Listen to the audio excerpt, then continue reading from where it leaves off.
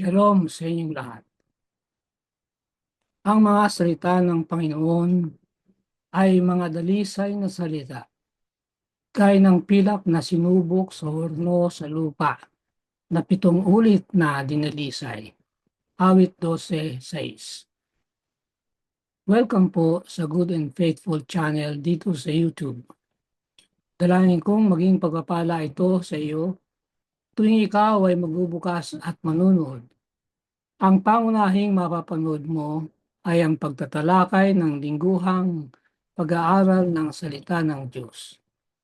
Darating ang araw na madaragdagan ito ng serye ng pag-aaral sa iyo pang paksa tungkol sa pagiging katiwala ng Diyos. Paano mo hahalagahan ang iyong buhay may asawa?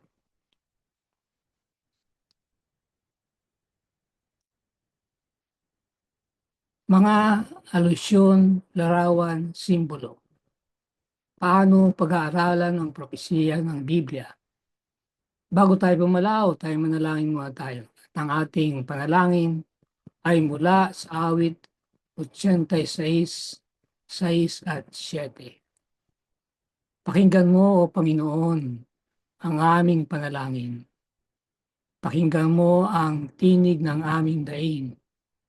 Sa araw ng aming kaguluhan ay tumatawag kami sa iyo sapagkat sinasagot mo kami. Amen. Pangatlong leksyon, mga larawan mula sa pag-aasawa. Ang ating susing talata ay mula sa Apokalipsis 17:9. At sinabi ng anghel sa akin, isulat mo, mapapalad ang mga inaanyayahan sa hapunan ng kasalan ng kordero. At sinabi niya sa akin, ito ang mga tunay na salita ng Diyos.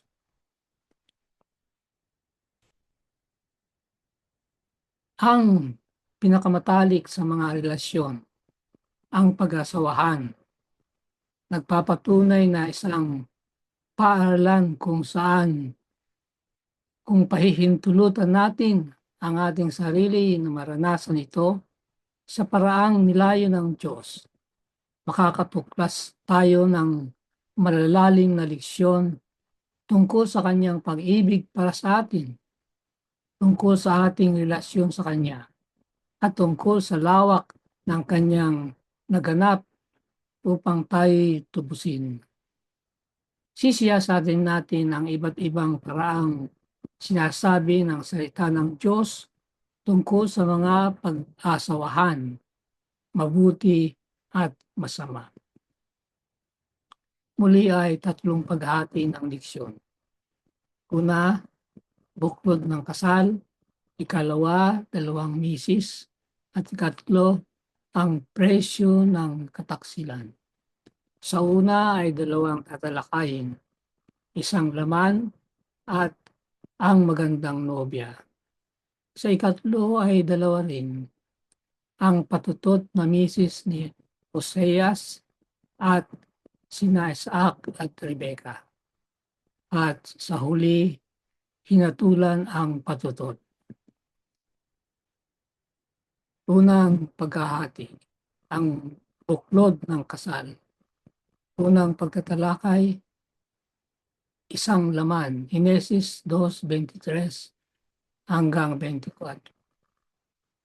At sinabi ng lalaki, sa wakas, ito'y buto ng aking mga buto at laman ng aking laman.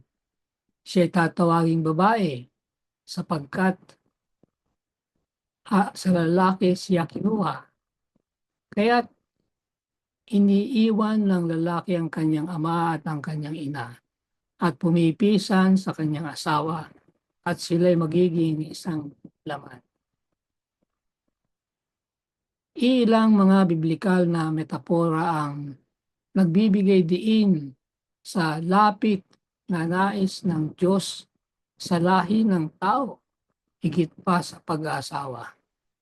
Itang metapora, napakadalas na ginagamit sa naratibo ng Biblia na at nagpapakitang napaka Halatado sa Apokalipsis na ito'y kinakailangan para sa mga mag-aaral ng Biblia upang maunawaan ang sinisikap sabihin ng Diyos kapag ginagamit niya ito, yung pag-asawa, sa salita. Sinasalamin ang buklod ni Kristo sa sangkatauhan. Efesos 5:29 hanggang 32. Sapagkat walang sino mang nakupuot sa kanyang sariling katawan, kundi inaalagaan at iniingatan ito, gaya naman ni Kristo sa Iglesia, sapagkat tayo ay mga bahagi ng kanyang katawan. Dahil dito, iiwan ng lalaki ang kanyang ama at ina. Magsasama sila ng kanyang asawa at ang dalawa ay magiging isang laman. Ang hiwagang ito ay dakila, subalit ako ay nagsasalita tungkol kay Kristo at ang Iglesia. Sa isang okasyon nang natanong si Jesus ng mga Fariseo, sang-ayon ba sa batas na hiwalayan ng isang tao ang kanyang asawa sa anumang kadahilanan? Mateo 19:3. Sinipin niya ang salaysay sa Henesis 22, 23 at 24 bilang sagot at pagkatapos ay nagdag, kaya hindi na sila dalawa kundi isang laman. Ang pinagsama nga ng Diyos ay huwag papaghiwalayin ng tao. Talatang 6. Ang huwaran ay initag ng Diyos. Panghabang buhay at matapat na pag-asawa ang huwarang itinatag ng Diyos para sa sangkatauhan. Sa kasamaang palad, pininsala ng nagkasalang sangkatauhan itong regalo mula sa Diyos. Kasama ang Sabath, isa ito sa dalawang regalo na ibinigay sa Eden at kapwa sila naglalayong ipahayag ang pagnanais ng Diyos para sa matalik na relasyon sa kanyang sangnilikha. Tatlong mga prinsipyo para sa pag-asawa. Ang pag-asawa, ang matalik na pagpapares ng dalawang taong hindi perpekto, ay laging magbibigay ng dahilan para sa tensyon. Ang pag-asawa sa pagitan ng Iglesia at si Kristo ay pagpapares ng isang perpektong tagapagligtas at isang napaka-di perpektong nobya. Gayunman, matuto tayo tungkol sa pag-ibig ng Diyos mula sa inaalok ng isang mabuting pag-aasawa. Ito yung tatlong prinsipyo. Patawarin ang iyong asawa, gaano mang hindi karapat-dapat, tulad ng pagpapatawad ni Kristo sa atin, gaano mang hindi karapat-dapat. Ikalawa, tanggapin ang iyong asawa, mga pagkakamali at lahat, tulad ng pagtanggap sa atin ni Kristo, mga pagkakamali at lahat. Tatlo, kung paanong inuuna tayo ni Kristo kaysa kanyang sarili, ilagay ang unahan sa inyong asawa bago ang sarili mo. Paano ang lahat nitong tatlong prinsipyong nakabase sa Ebanghelyo ay makakatulong sa atin hindi lamang upang maunawaan kung paano makipagrelasyon ng Diyos sa atin, kundi upang tulungan ang alinmang pag-aasawahan. Pangalawang pagtatalakay, ang magandang nobya, Ezekiel 16:14.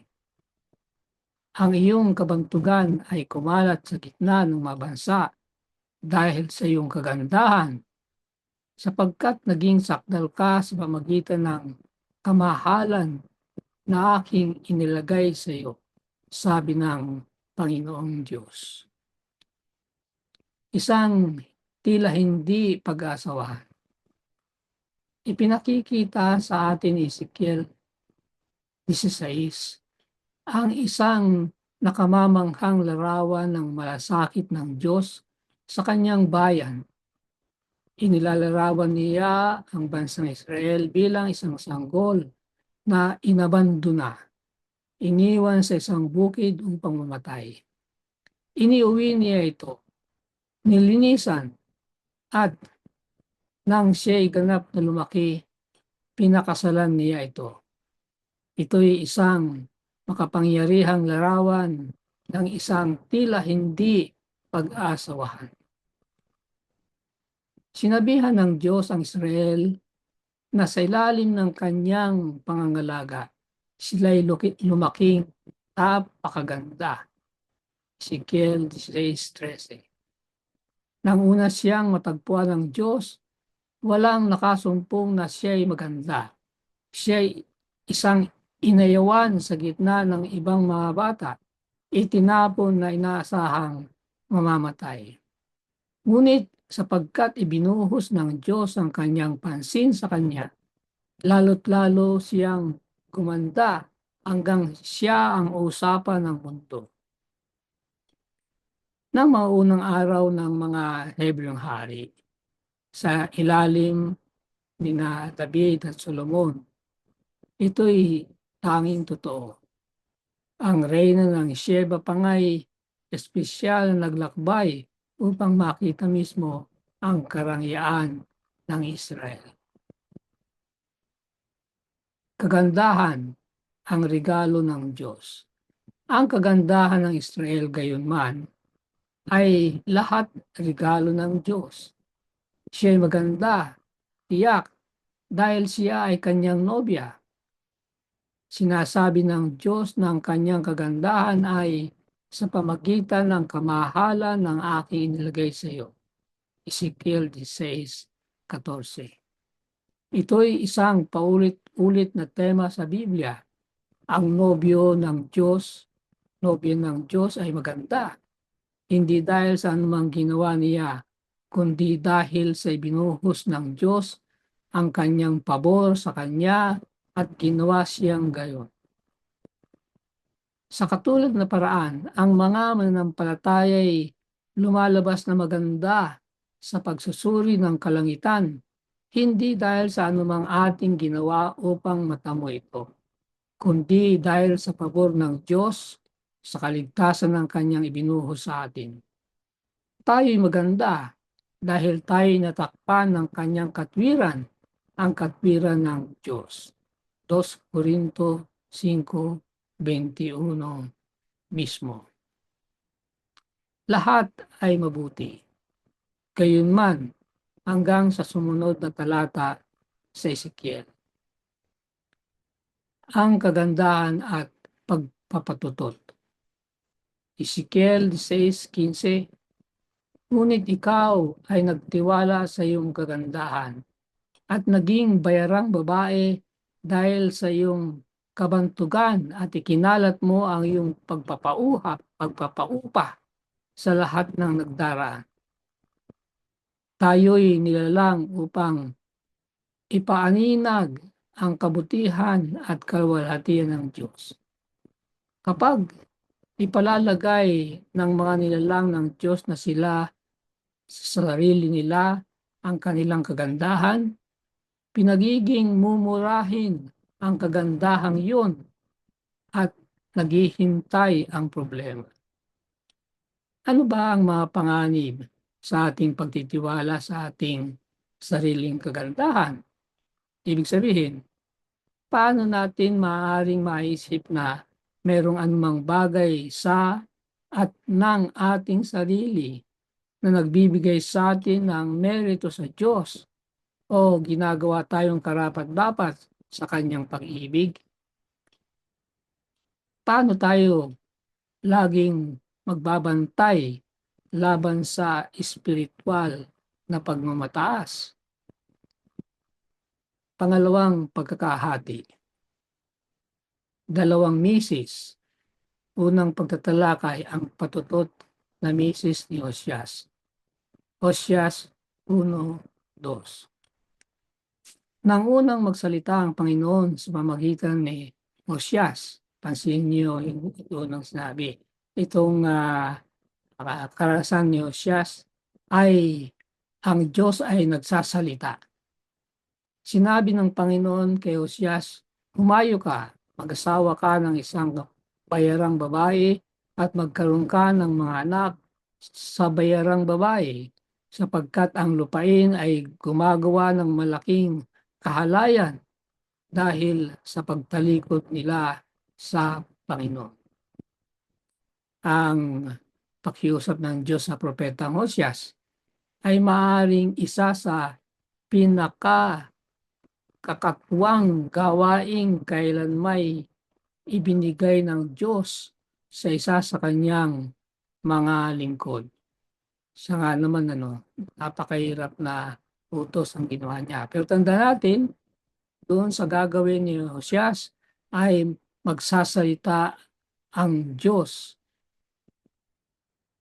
Ang sadyang pakasalan ang isang patutot. Ngunit ginagamit ng Diyos si Oseas upang tulungan tayong maunawaan mula sa kanyang pananaw ang kirot ng kasalanan at rebelyon ng tao. Buong pagmamahal na pumili ang Diyos ng isang misis, ang Israel, na paulit-ulit na nagtaksil sa kanya, at gayunman sapat na kagilagilas binawi siyang muli at ibinalik. Ang kahulugan ng prostitusyon. Oseas 3:1. Humayo ka uli. Ibigin mo ang isang babae na minamahal ng kanyang asawa. Bagamat isang mga ngalon niya kung paanong iniibig ng Panginoon ang mga anak ni Israel, bagaman sila'y bumaling sa ibang mga Diyos at gustong-gusto ang mga tinapay na may pasas. Apokalipsis 12:1 at 2. Halika, ipapakita ko sa iyo ang hatol sa tanyag na mahalay na babae na nakaupo sa ibabaw ng maraming tubig. Ang maraming tubig ay maraming tao yan. Nasa kanya'y nakiapid ang mga hari sa lupa. Ibinunyag ng Biblia na ang kamalian ng Israel sa lumang tipan ay kalakhang mauulit ng Iglesia ni Cristo sa bagong tipan. Ang tipang bayan ng Diyos ay naligaw ng landas bago ang kanilang pagkakatapon. Daladala ang mga paganong gawi ng mga kalapit na bansa sa loob ng bayang tipan ng Diyos. Prostitusyon sa Iglesia sa bagong tipan.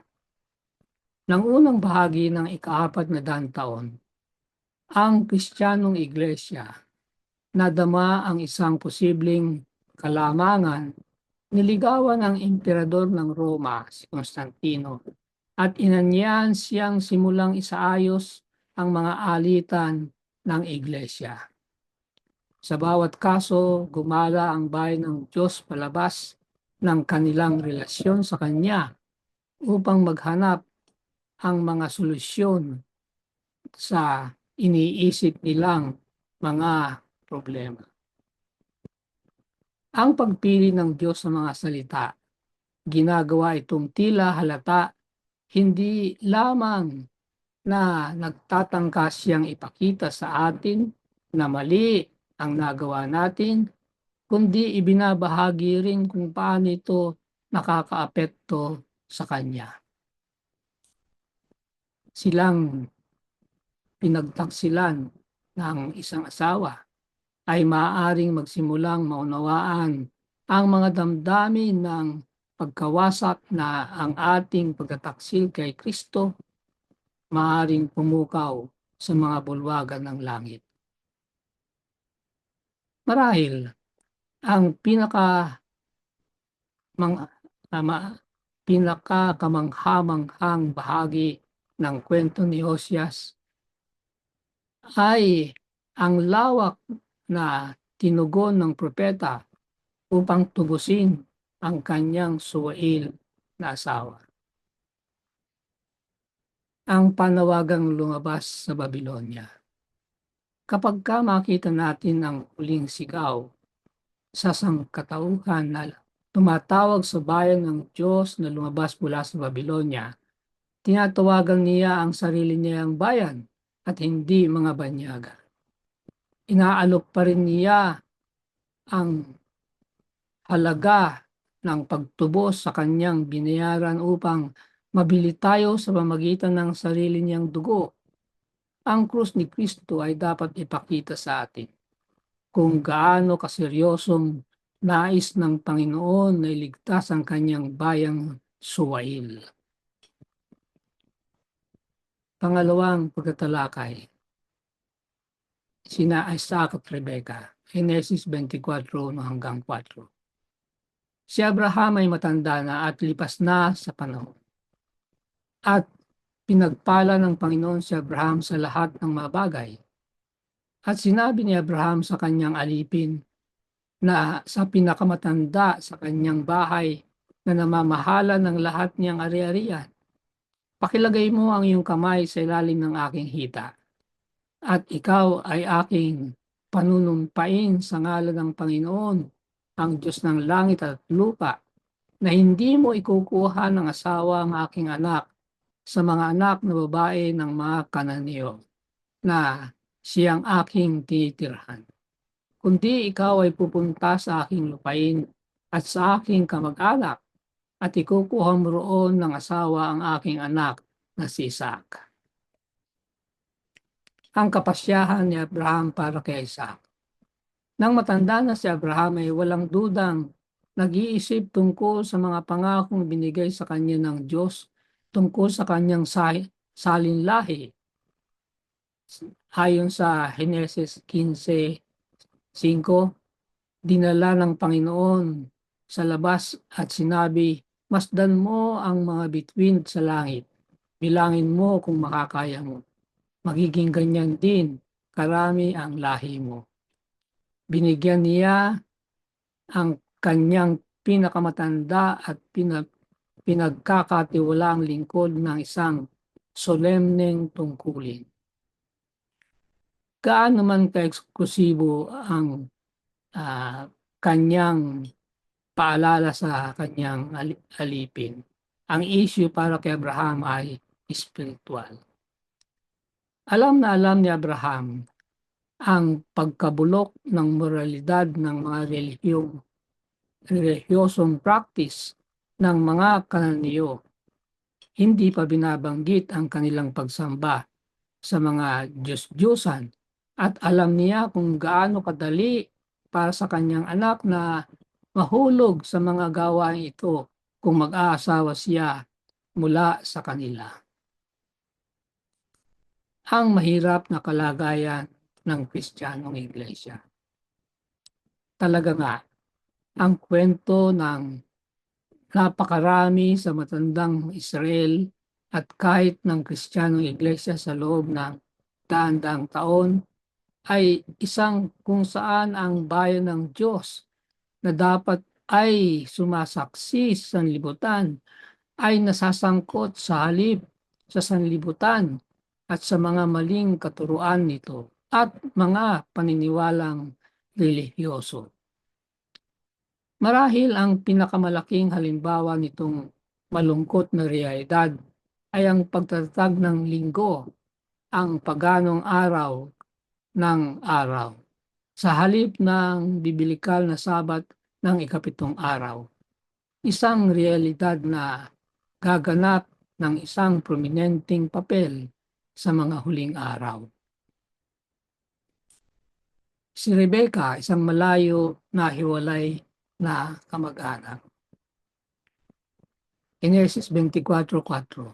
Pumunta ka sa lugar na pinanggalingan ko at doon ka pumili ng babaeng mapapangasawa ng anak kong si Isaac na mula sa mga kamag-anak ko. Tayo'y kamag-anak ng ating may lalang, yamang tayo'y orihinal na nilalang ayon sa kanyang larawan. Tayo'y nahiwalay sa Kanya sa pamamagitan ng kasalanan at gayunman tayo'y itinuturing pa rin na naging ang tamang nobya para sa Kanya. Bagaman ang ating mga pagpili maaaring gawing higit na maligalig kaysa sa kinakailangan. Oo, iniibig tayo ang Kanyang nobya ng Diyos nang higit kaysa sa pag-ibig natin sa Kanya. Ano ang nga maaari at kinakailangan natin piliin araw-araw na makapagpapalakas sa ating pag-ibig sa Diyos? Kasabay nun, ano ang maaari nating piliin na papatay sa ating pag-ibig? Pangatlong pagkakahati, ang preso, pres, pres, presyo ng kataksilan. Tatalakayin natin ang hukuman ang patutup. Apokalipsis 21:8. Ngunit sa mga duwag, sa mga hindi nananampalataya, pansin ito, hindi nananampalataya, mga karumal-dumal, mga mamamatay tao, mga mapakiapid, mga mangkukulam, mga sumasamba sa mga Diyos-Diyusan, at lahat ng mga sinungaling, ang kanilang bahagi ay sa lawa na nagliliyab sa apoy at asupre na siyang ikalawang kamatayan. Grabe ito.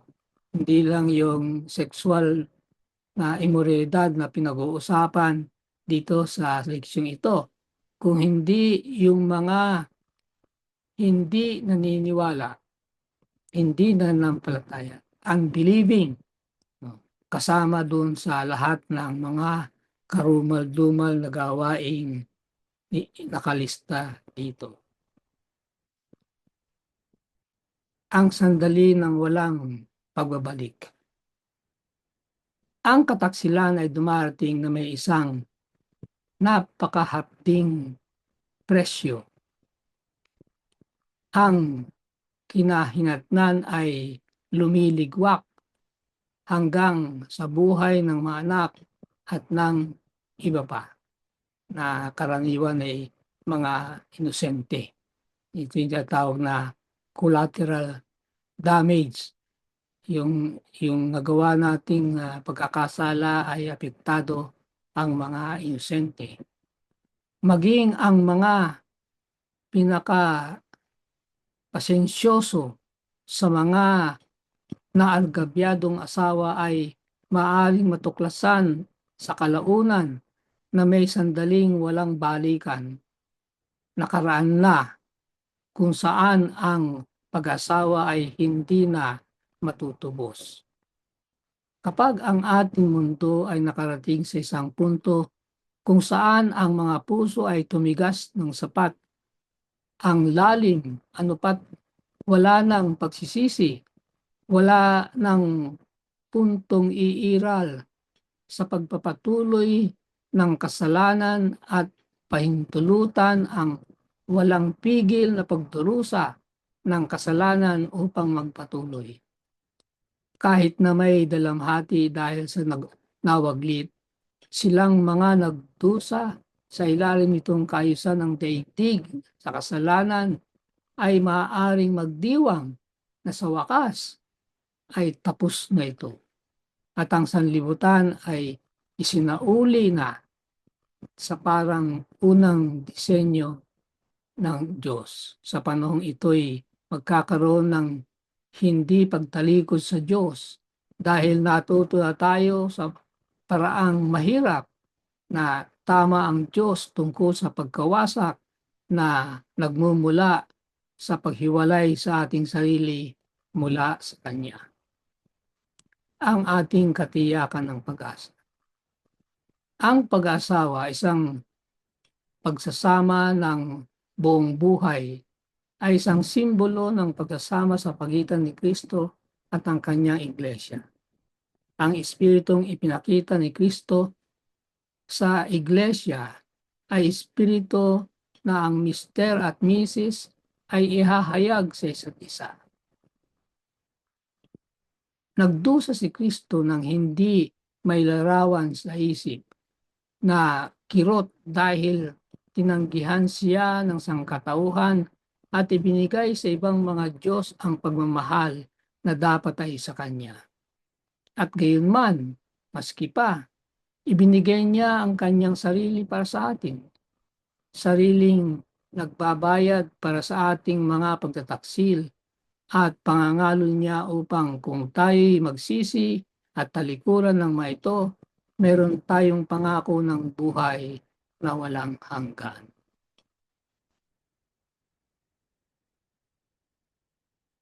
Ang pagiging ang piging sa kasalan sa kana ay maaaring mag-alok ng kabatiran tungkol sa metapora ng pag-aasawa na ginamit ng propesiya, ngunit ang kasalan ay isang literal na pangyayari.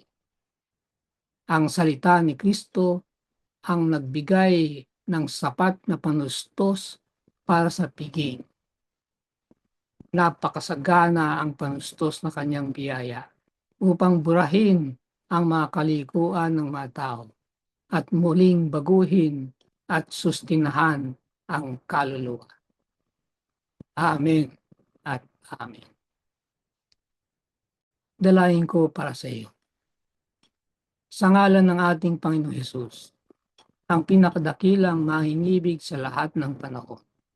Dalahin ko na ang kilos niya sa krus ng Kalbaryo ay buong lakas na magsasalita sa iyo ng kadalsayan ng pag-ibig ng Diyos at tutugon ka dito na may kapantay ng pag-ibig. Amen. Sumayin niyo ang Good and Faithful channel dito sa YouTube. Ako'y patuloy nagpapasalamat sa mga taong tumutulong na makarating ito sa kaalaman ng marami pa. Pagpalain nawa sila ng Diyos. Malaki ang iyong magiging bahagi sa ministeryong ito kung ikaw ay magsusubscribe. Kung hindi pa at kung naging pagpapala ito sa iyo ay mag-share at mag-like. I-click na rin ang notification bell upang kaagad ay malaman mo kapag may bagong video. Ang PowerPoint presentation ay makukuha rin kapag hiningi sa aking Messenger account. Maraming salamat. Magkita tayo sa susunod na linggo.